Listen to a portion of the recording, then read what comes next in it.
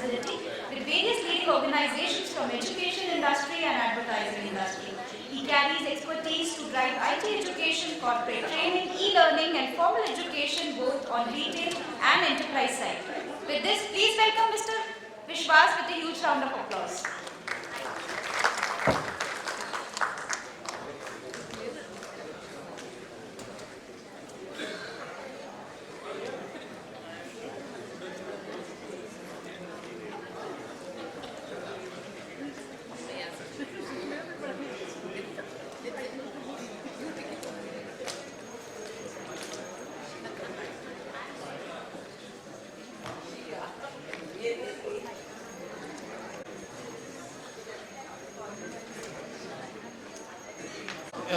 Good afternoon, everyone.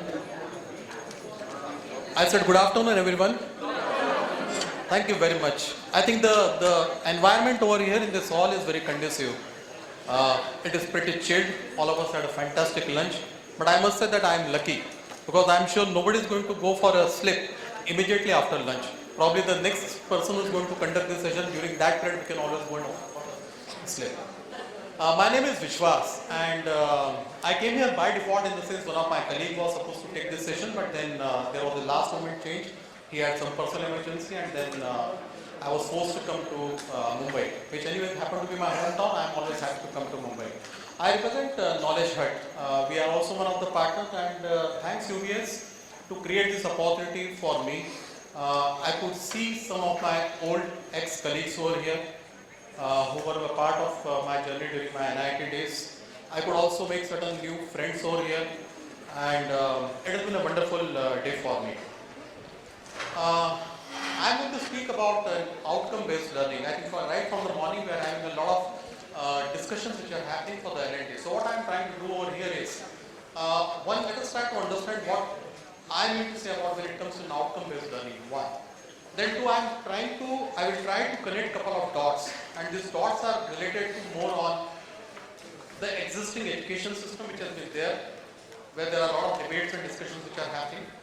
Trying to correlate it with the L&D, the opportunities and the challenges what they face from this and how Knowledgehut is going to help in this entire journey.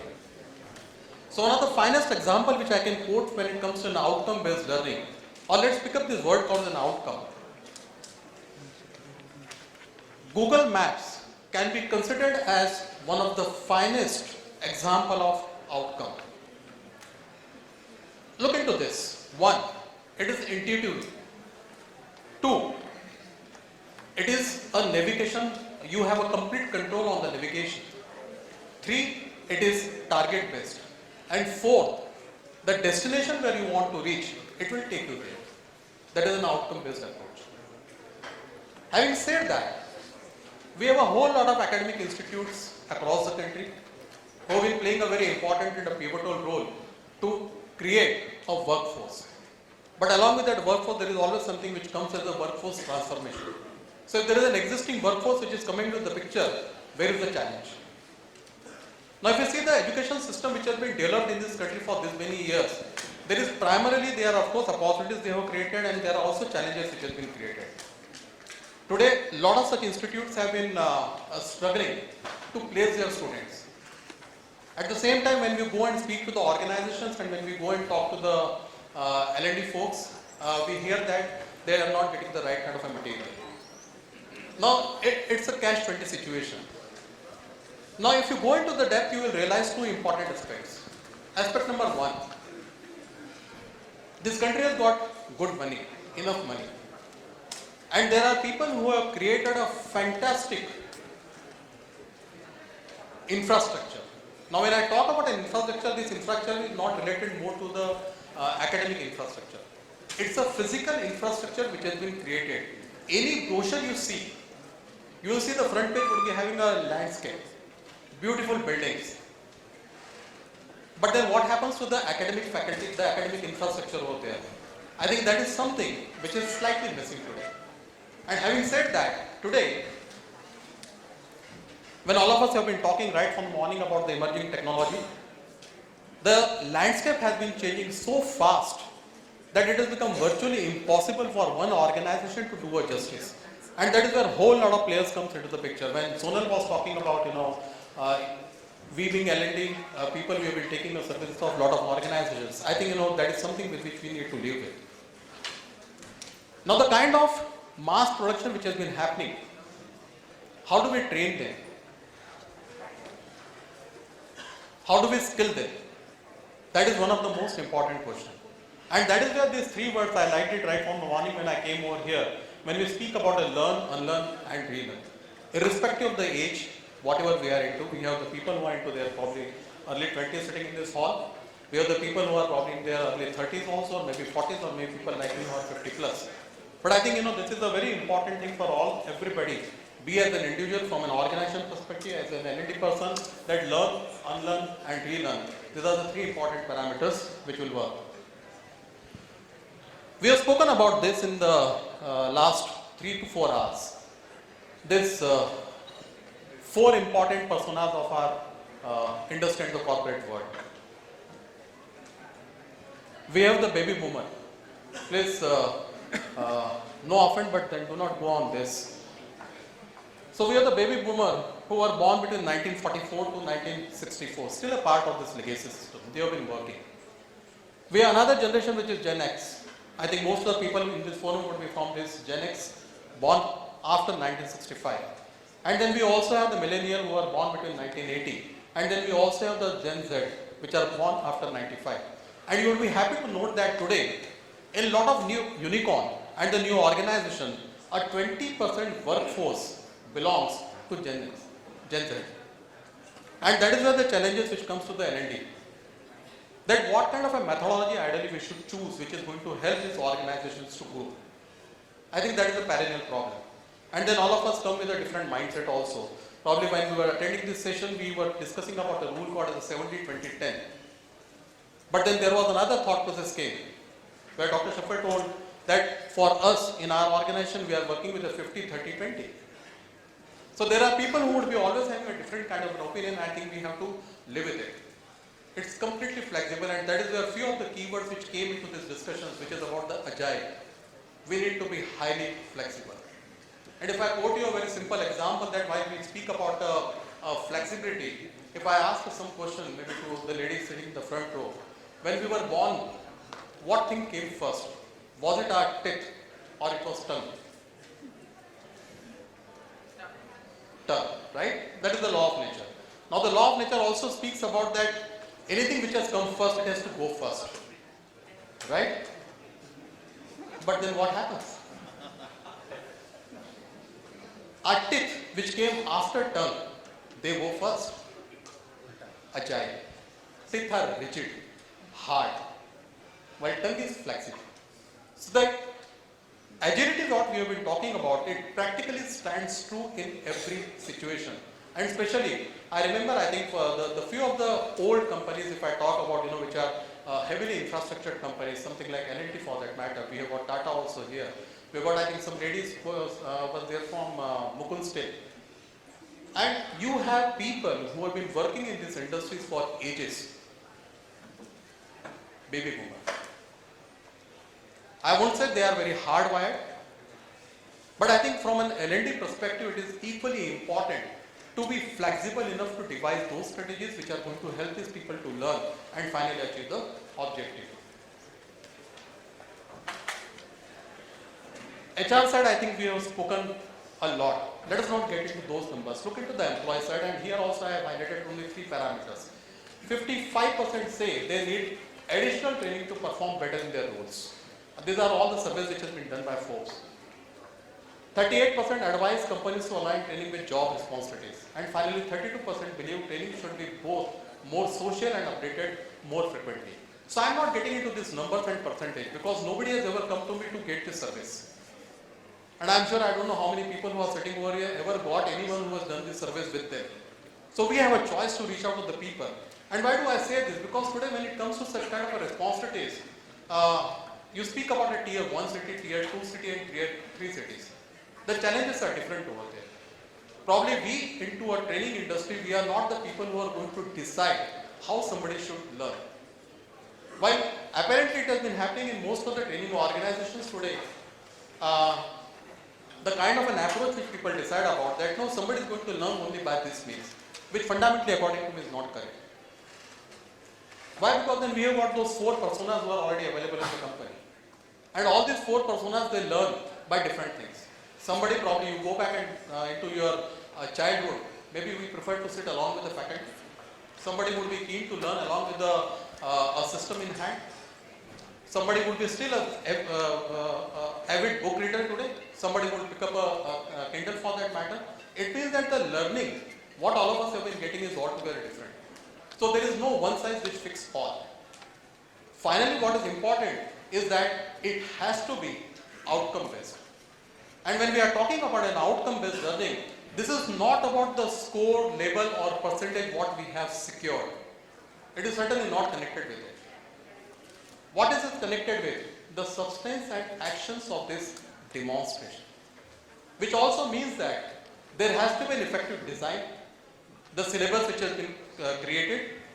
There has to be an active involvement of the student in the learning process. You can create a whole lot of jargons to define these terms. It should have an effective framing of the outcomes that a student must acquire and translating vision into goals, and finally aligning learning objectives to performance objective. Which also means that we are talking about a designing down approach. So this designing down approach is nothing but where the L&D, the organization, is precisely clear about the objective. Now these objectives are not because we had a debate and some discussions that it should be a short term or a long term. Short term could be 2 years, 5 years, I am not getting into those numbers.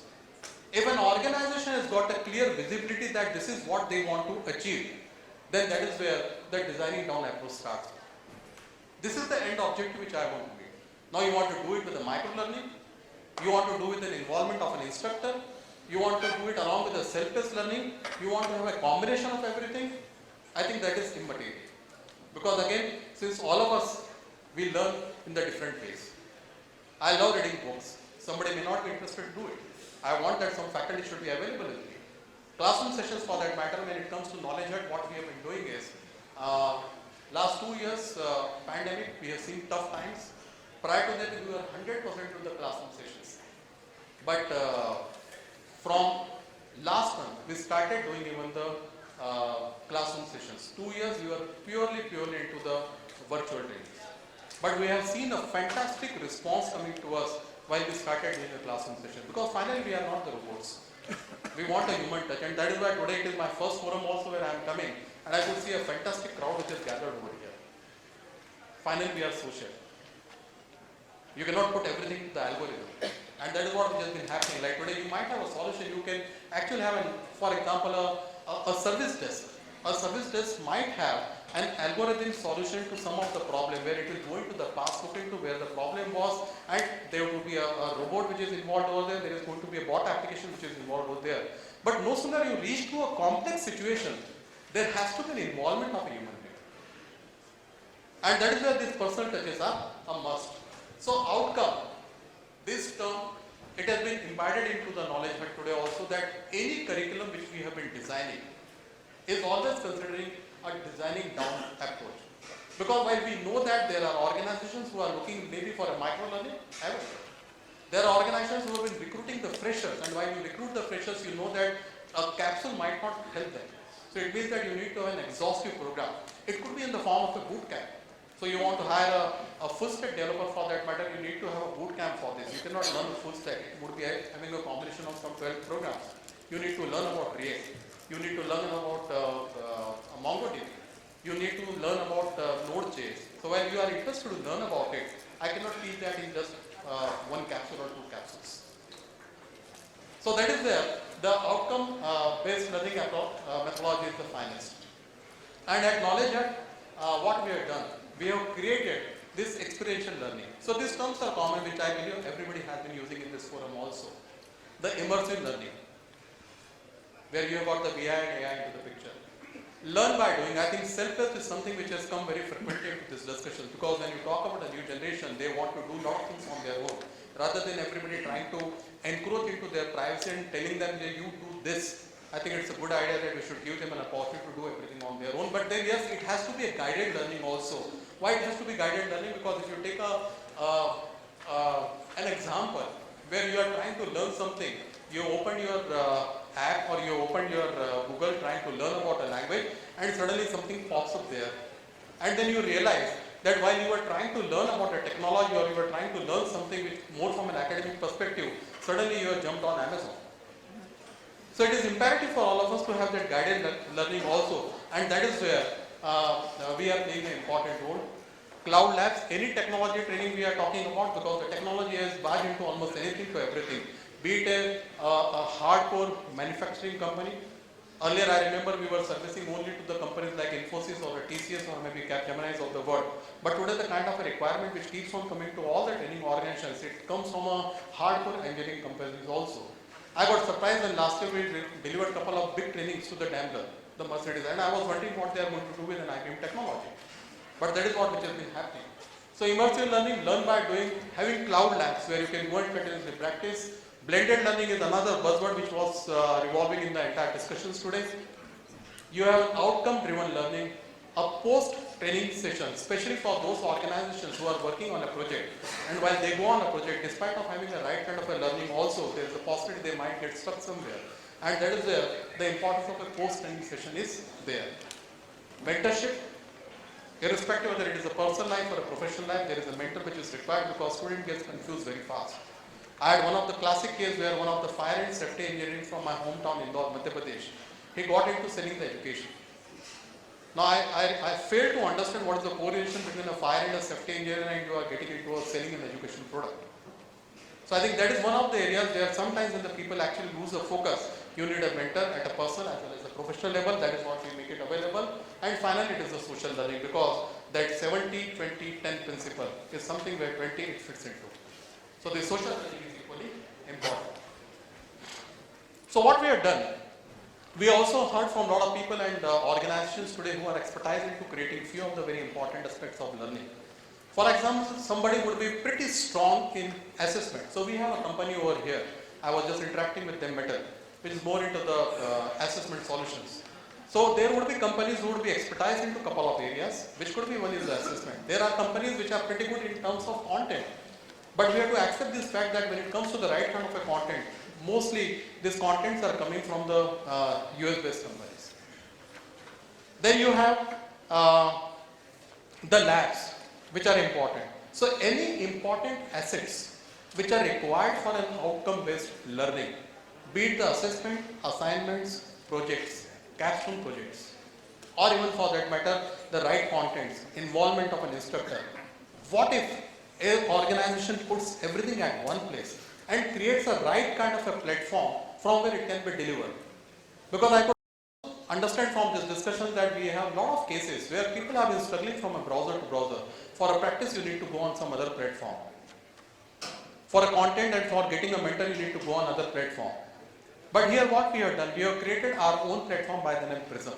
And Prism has got all the important elements of learning integrated with each other in such a fine way that you can learn about any technology at one place. And that is where we have created our pedagogy: learn, practice, assess, and gain insights. So you have the videos, you have the flashcards. Consider that as a micro learning. Instantly you come across a terminology you are not aware about, you have flashcards. You have the e-books, the interactive e-books, recall quizzes, the IIT sessions, collaborative learning. You have the hands-on exercise, that is for practice, individual projects, labs where you can go and work around, assessments, assignments, capstone projects before you appear even for your final test, and then finally you have the skill progression, course correction, and core performance. So it also gives you a very clear indication that if a course has got a 16 modules and you want to learn about it, where do you stand at a particular point, that is very important for somebody to learn. So maybe there are 6 courses which are being built together, they are being stitched together, you want to know what is your progress happening, the insights are going to help. And these are the areas where Knowledgehut has been working extensively. We work on DevOps, Agile and Scrum is one of our biggest forte, cloud, software testing, design thinking, web technologies, software engineering, project management, digital marketing, data science, big data, mobile technologies, and ITSM. And finally, if you don't offer vibrant L&D, employees will seek it elsewhere. With that, I close my discussions. I wanted to close my discussions before the bell rings, but I just got delayed by a couple of seconds. Anyway, thank you very much. If there are any questions, I am happy to answer. And in case if there are no questions, we do have a booth available in the lunchroom by the name Knowledgehut. My colleagues are already available over there. I am available here till today, late in the evening. Any questions are there? I am happy to. Okay, thanks a lot, Pastor. And I would request you to please stay back. I would like to invite on stage Ms. Ashwini from Just Dial